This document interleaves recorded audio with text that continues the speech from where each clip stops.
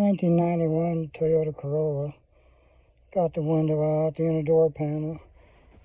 Got it completely disassembled. It got jammed or something. It's got a bad spot on the going down.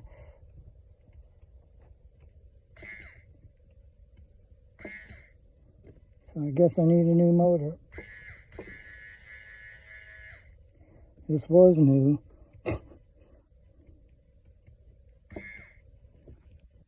Now it's not working.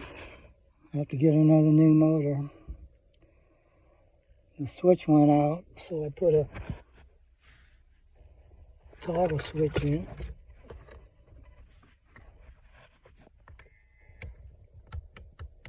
It's going down but not up.